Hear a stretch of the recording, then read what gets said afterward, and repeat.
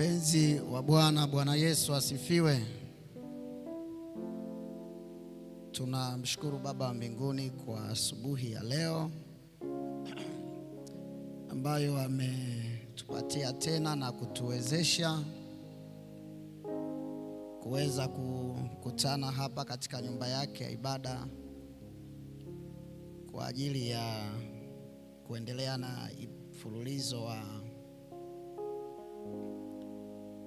ibada yetu ama maombi. Na mshukuru sana dada Teddy kwa kutuongoza katika ibada ya sehemu ya kwanza ya maombi. Dada Teddy, Bwana akubariki sana. Lakini tunamshukuru Eda Mkundi kwa huduma ya uimbaji ambayo amemwimbia Baba wa mbinguni asubuhi ya leo. Eda Mkundi, Bwana akubariki sana kwa huduma hiyo nzuri. Napenda nitumie nafasi hii asubuhi ya leo kuwakaribisheni nyote mliomo hapa kanisani na wale ambao wanatufuatilia kwenye mitandao wakiwa mbali, kuwakaribisha wote katika ibada ya asubuhi ya leo. Tuombe. Baba yetu wa mbinguni, ulizungumza na sisi katika siku zilizopita. Asubuhi ya leo tena tunakuomba na kukusihi ya kwamba ukazungumze nasi ndani ya mioyo yetu. Tumeiona asubuhi ya leo, lakini wengi wetu huenda tuna mahitaji mbalimbali. Ninakuomba na kukusihi Baba wa mbinguni ya kwamba kila mmoja wetu ukamuonekanie katika siku ya leo. Asitembee peke yake bali utembee naye katika jina la Yesu. Amen. Asubuhi ya leo tutakuwa na somo zuri lenye kichwa kinachosema nguvu inayobadilisha. Asubuhi ya leo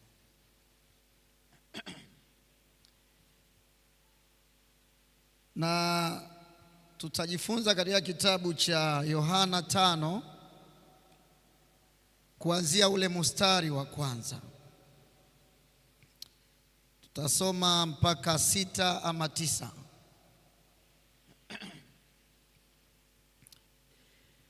Nitasoma katika Kiswahili cha kisasa, lakini tutaungana pamoja katika version ulionayo wewe. Yohana 5 mstari wa kwanza anasema, baada ya hayo palikuwa na sikukuu ya Wayahudi, naye Yesu akaenda Yerusalemu. Huko Yerusalemu karibu na mlango uitwao Mlango wa Kondoo, kulikuwa na bwawa la maji liitwalo kwa Kiebrania Betesda, ambalo lilikuwa na baraza 5 zenye matao. Humo barazani mlikuwa na wagonjwa wengi wamekaa, vipofu, viwete na waliopooza. Basi hapo palikuwa na mtu mmoja aliyekuwa mgonjwa kwa muda wa miaka 38. Naye alipomuona huyo mtu amelala hapo na kujua kwamba alikuwa amekaa hapo kwa muda mrefu, akamuuliza, je, wataka kupona? Naye akamjibu, Bwana, mimi sina mtu wa kunipeleka majini wakati maji yanapotibuliwa. Kila nikijaribu kuingia, mtu mwingine utangulia. Yesu akamwambia, inuka, chukua mkeka wako utembee. Mara huyo mtu akapona, akachukua mkeka wake akatembea. Jambo hili lilifanyika siku ya Sabato. Jambo hili lilifanyika siku ya Sabato. Wengi wetu tumekutana na habari za huyu mgonjwa ambaye Biblia inasema alikuwa ni mgonjwa kwa miaka 38. Alipitia maumivu kwa miaka 38. Miaka 38 ni umri wa mtu mzima kabisa, Elda Mtai. Biblia haijamtaja jina na wala haijasema alitoka wapi, lakini nasema miaka 38 alikuwa ni mgonjwa. Kwa lugha nyingine, miaka yake yote toka amezaliwa mpaka 38 alikuwa akipita kwenye maumivu ya kuugua. Nimewahi kuuguza mke wangu, lakini babangu mzazi amewahi kuugua kwa muda mrefu sana. Ugonjwa unaumiza, na mara nyingi mgonjwa anapoumwa kwa muda mrefu au anapougua kwa muda mrefu, kuna wakati inafikia wale wanaomuuguza wanachoka na wanakata tamaa. Lakini kwa familia nyingine ugonjwa unaleta umaskini. Nimewahi kuona baadhi ya watu ambao waliumwa, familia waliuza nyumba walizokuwa nazo, waliuza mashamba waliokuwa nayo, aseti zote ambazo walikuwa nazo waliweza kuziuza ili waweze kuwatibu ndugu zao, lakini hawakuweza kufanikiwa. Lakini nimeona wengine waliandikiwa matibabu ya gharama sana kwa sababu walishindwa kuafodi. Wengi wao tumeshuhudia wakipoteza maisha. Huyu rafiki alikaa na ugonjwa kwa miaka 38, aliteseka kwa miaka 38. Biblia haijaandika, lakini huenda kwa sababu aliumwa kwa muda mrefu ndugu zake walimtenga. Biblia haijaandika, lakini najaribu kuangalia, huenda walimtenga. Lakini huenda kwa sababu aliteseka kwa muda mrefu sana, alipita kwenye zoruba kwa miaka 38, huenda alikosa na marafiki. Kwa Biblia haijaandika, lakini ninajaribu kuangalia kama mwanazuoni wa Biblia. Lakini huenda alikosa hata na watu wa karibu, kwa sababu tuna marafiki wengi ambao tunaishi nao Elda Mtae, ambao tunakula nao, ambao tunagonga nao chairs, lakini wakati wa changamoto, dada Teddy, wengi wanakimbia, wanatuacha. Na wakati unapopita katika zoruba ndipo utajua ni yupi rafiki wa kweli. Ni kama wafanyakazi, unapokuwa kazini unakuwa na marafiki wengi sana, lakini unapostaafu marafiki wanaanza kupungua. Kuna wengine hata ukiwapigia simu zako wanaweza wasipokee. Ndivyo na wagonjwa yalivyo. Kuna maisha fulani high class unapokuwa nayo, kila mmoja anakuheshimu, lakini kuna position ukishabadilika, hata waliokuheshimu hawakuheshimu tena. Lakini Yesu anaenda pale kwenye sitaelezea sana birika, lakini birika lile ilikuwa ni nyumba, wanasema ilikuwa nyumba ya uponyaji. Yesu anaenda, anamuona yule rafiki ambaye ni mgonjwa kwa muda mwingi. Alimuuliza swali, je, wataka kuwa nini? Swali ya asubuhi ya leo. Yesu alikuwa anajua hitaji lake, alikuwa hajui? alikuwa anajua hitaji lake? Alikuwa hajui? Yesu alikuwa anajua hitaji lake. Ndio maana alimuuliza swali, je, wataka kuwa mzima? Kwa sababu wote ambao walikuwa wamekaa pale kwenye lile birika, waliokuwa wamekaa pale wamelizunguka, wote walikuwa ni wagonjwa. Lakini Yesu anamwambia, je, unataka kuwa mzima? Kwa lugha nyingine, roho ya unabii Mama White anasema Yesu alitambua changamoto yake, lakini Yesu alitamani kubadilisha mtazamo wa yule mgonjwa, kwa sababu yule mgonjwa matumaini yake yalikuwa kwenye birika, lakini hayakuwa katika Yesu Kristo wa Nazareti. Bwana Yesu asifiwe. Kwa lugha nyingine, Yesu alimwambia sio birika linalokuponya lenye nguvu ya kukuponya, bali mwenye nguvu wa kukuponya, ya kukuponya wewe, nguvu zinatoka kwangu. Bwana Yesu asifiwe. Kwa hiyo Yesu alikuwa anamwambia, ili uweze kupona ni lazima uniamini mimi. Kwa hiyo Yesu alitaka kufanya vitu viwili kwake. Alitaka kumponya kimwili, lakini alitaka kumponya na kiroho. Haleluya. Ndio maana kamwambia, je, wataka kuwa mzima? Na jamaa kaanza bla bla. Anambia, unajua mimi nimekaa hapa kwenye birika kwa miaka 38.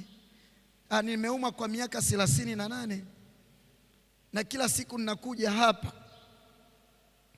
Wenzangu wanapokea, mimi sipokei.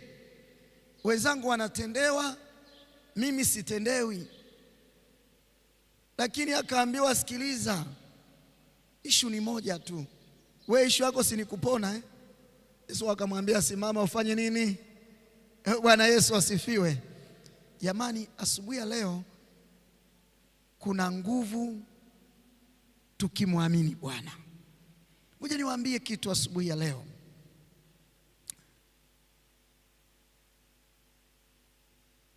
Huyu rafiki aliteseka kwa miaka 38. Miaka 38 ilikuwa ni miaka ya maumivu, ilikuwa ni miaka ya huzuni, ni miaka iliyomkosesha furaha katika maisha yake. Lakini Yesu hakutumia miaka 38 kumponya.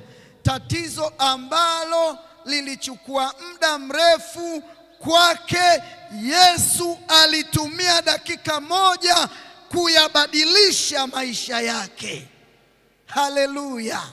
Wapendwa, asubuhi ya leo nataka niwaambie ya kwamba Yesu haangalii changamoto tulizo nazo, hata kama zimekuwa ni ngumu kiasi gani. Zinaweza ziwe ni za kazini, zinaweza ziwe ni za kifamilia, zinaweza ziwe ni za ndoa, zinaweza ziwe ni za kiuchumi. Huenda zimekuwa ni changamoto za muda mrefu, lakini ninakutia moyo kama mchungaji, hakuna changamoto kubwa mbele za Bwana. Kuna changamoto kubwa mbele za Bwana. Ngoja niwaambie asubuhi ya leo, kuna watu tumelia sana kwa sababu ya magumu ya maisha tunayopitia. Magumu ya maisha yanaweza kuwa ni magonjwa, inaweza kuwa ni uchumi mgumu, inaweza ikiwa ni kudhulumiwa, huenda ni fitina tunazofanyiwa.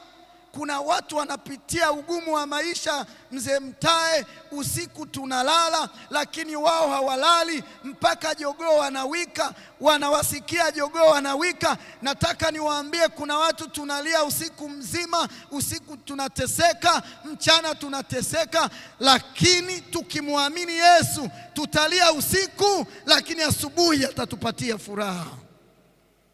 itatupatia furaha. Na ngoja niwaambie, huenda una huzuni ambayo umepitia kwa muda mrefu, lakini Yesu ninayemwamini mimi anaweza kubadilisha huzuni yako kuwa ushuhuda wako katika jina la Bwana. Kwa lugha nyingine, anaweza kuiondoa challenge ulio nayo ambayo imekushikilia kwa muda mrefu, akaibadilisha, badala ya kuendelea kuwa changamoto, akaigeuza ikawa ni furaha ya maisha yako, na akaifanya kuwa testimony ambayo huenda mwanao akisikia, ambayo mjukuu akisikia, mshiriki fulani akisikia, itamtia moyo katika safari ya maisha. Katika safari ya maisha, magonjwa ni mabaya. Magonjwa yanatesa na yanaumiza.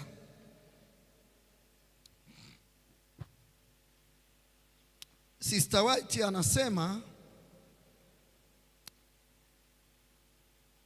tunapokaribia wakati huu wa mwisho, wakati historia ya dunia inakaribia kufungwa, ulimwengu huu unapofikia ukingoni, Shetani atawatupia watoto wa Mungu magonjwa. Halo, tuko pamoja? Kuna magonjwa mengine Shetani atawatupia watoto wake, lakini anasema atatengeneza magonjwa na atawatupia watu, kwa sababu anataka wawatese ili wamsahau Bwana. Lakini roho ya unabii hiyo hiyo, nabii wa Mungu anasema, lakini kwa watoto wa Mungu wanaomwamini Bwana katika maombi, katika kulisoma neno lake, wakisimama imara, hata kama Shetani atupe mishale ya namna yoyote, Bwana atasimama kuwatetea. Haleluya! Ili linanipa ujasiri ya kwamba mimi mtoto wa Mungu, hata kama nikutane na changamoto yoyote, ujasiri nilio nao ni naye Yesu. Haleluya! Najua kuna wakati mwingine huyu jamaa anatendewa na Bwana, anaambiwa sikiliza, simama uende. Yesu anamwambia chukua godoro lako. Mstari wa 6 pale,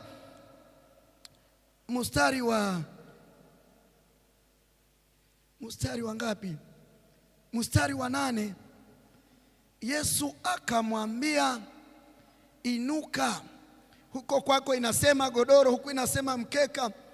Chukua mkeka wako, utembee. Mara huyo mtu akapona, akachukua mkeka wake akatembea.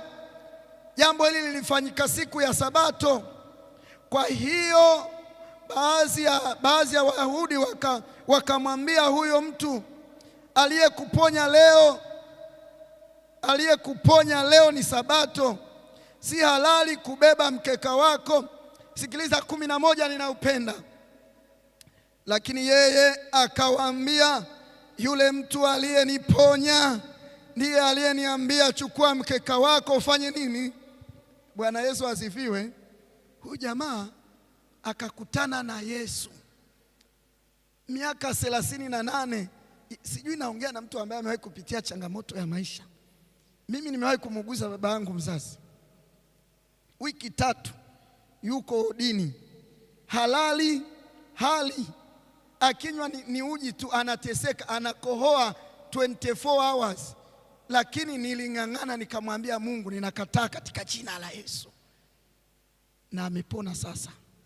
Ngoja niwaambie, wakati mwingine watu wakisimama kanisani hapa, huenda ni Magomeni, lakini huenda ni mtu yoyote, akisema Bwana amenitendea, nimeuona mkono wa Bwana, tunaweza tusimuelewe. Let me tell you, Mungu akikutendea huwezi ukanyamaza. Huyu jamaa alikuwa hajui kutembea. Jamaa anainuka, amebeba godoro. Bwana vipi, mbona umebeba? Akaambia sikilizeni, msinisumbue mimi, aliyeniponya kamuulizeni. Bwana Yesu asifiwe. Ninamwomba Bwana kutendee jambo. Na let me tell you, Mungu wetu sio Mungu wa surprise. Mungu anatenda. Na ngoja nikwambie, Mungu akitenda, watu wote tunabaki tunashangaa.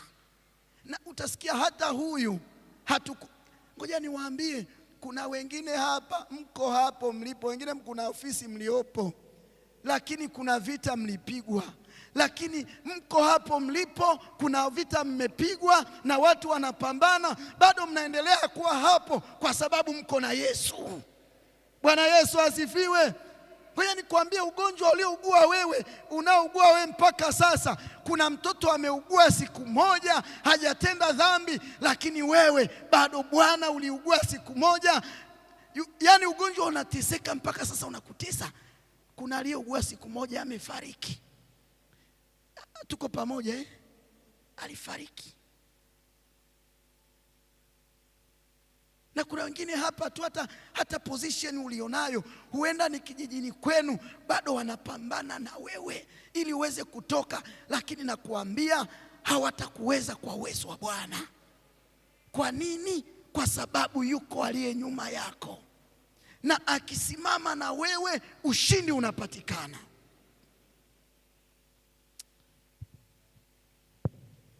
Ushindi unapatikana.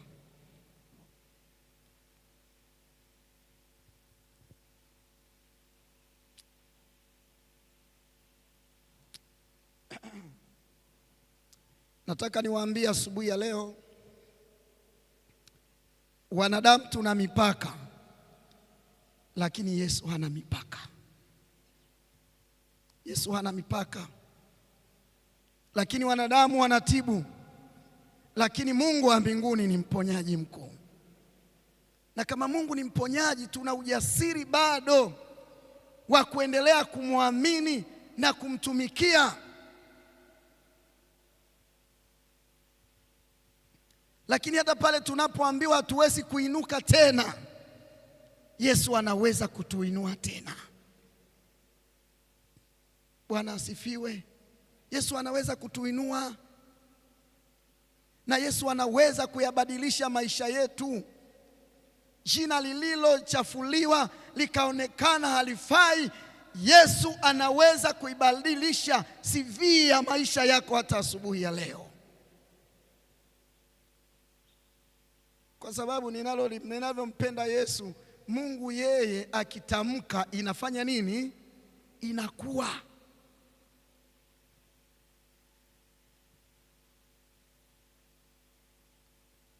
Lakini huenda naongea na mtu asubuhi ya leo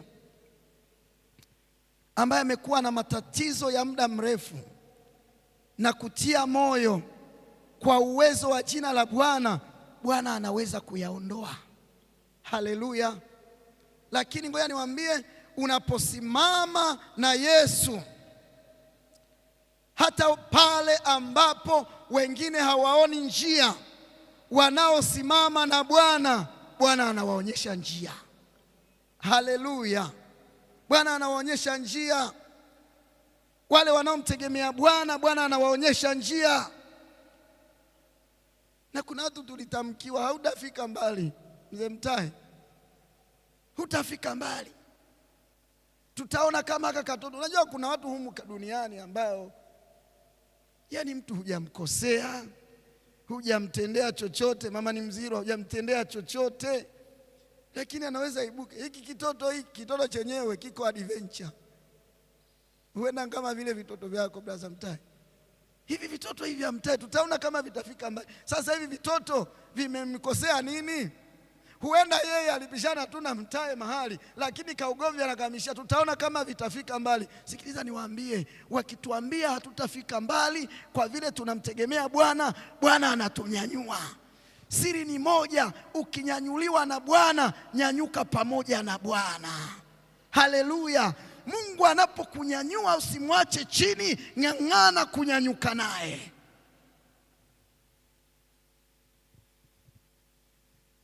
Na Mungu yuko hivi,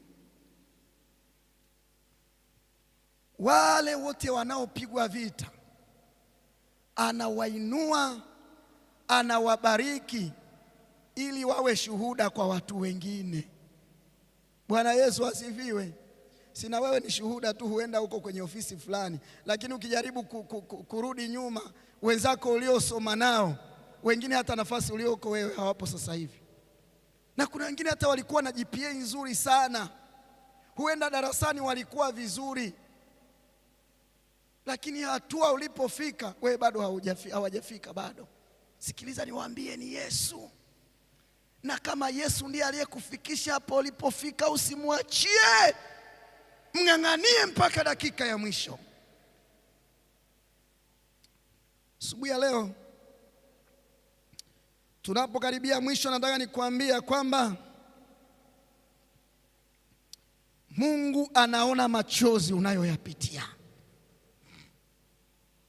Mungu aliona machozi ya huyu rafiki aliyokuwa anayopitia, na nataka nikuambie, haijalishi ni changamoto gani unayopitia katika maisha, nataka nikutie moyo ya kwamba Yesu anaweza kukuinua tena asubuhi ya leo.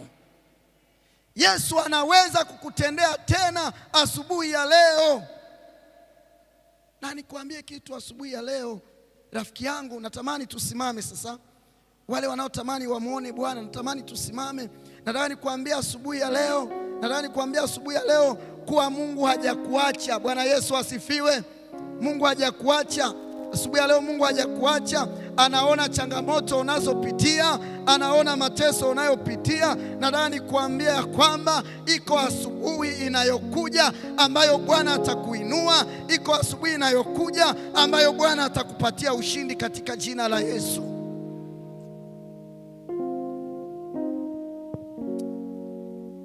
Niwaalike tusogee mbele kwa ajili ya maombi.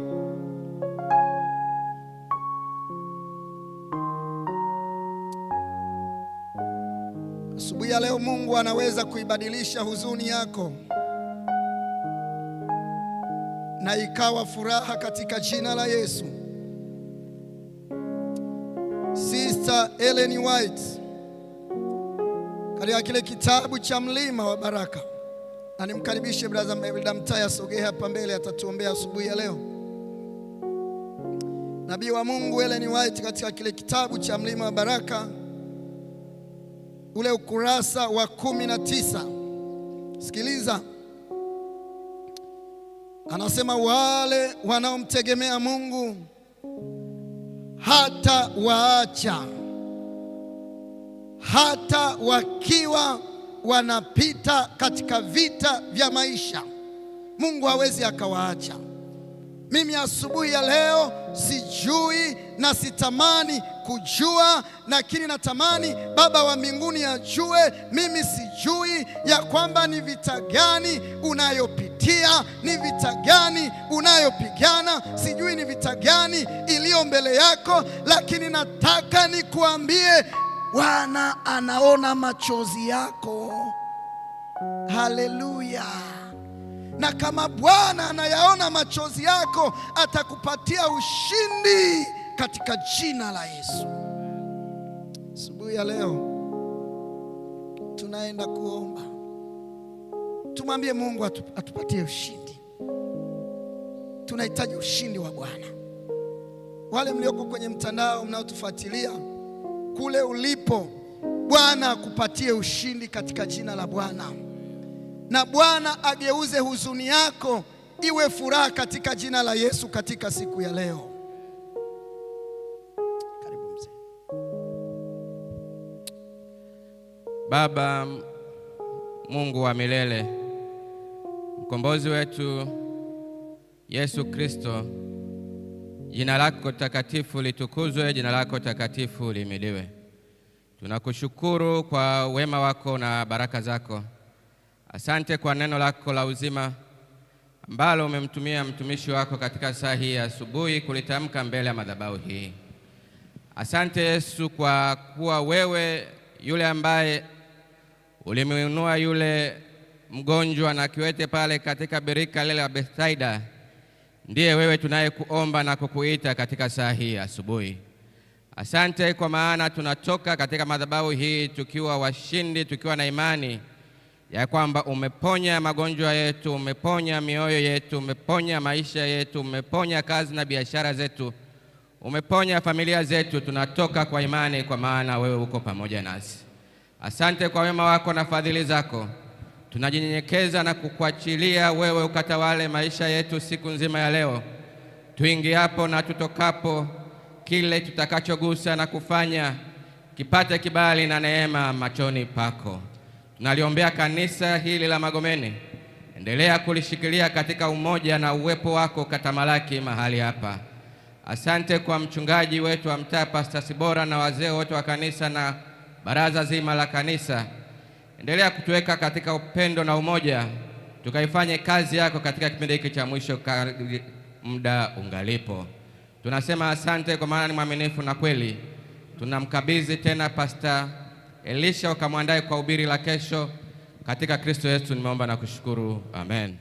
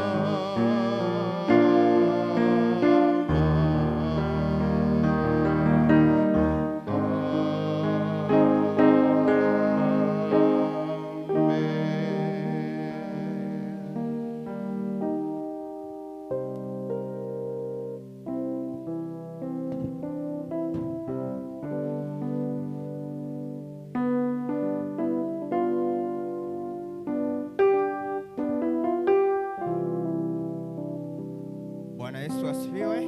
Na hapo ndio mwisho wa ibada yetu ya asubuhi ya leo. Niwashukuru wote waliotuhudumia siku ya leo na wale walioungana nasi kwa asubuhi ya leo wa online na walio pia hudhuria hapa kanisani. Niwakaribisha tena kesho asubuhi kuanzia saa 12 asubuhi mpaka saa 12 na dakika 45. Karibuni sana. Muende na imani ya Bwana.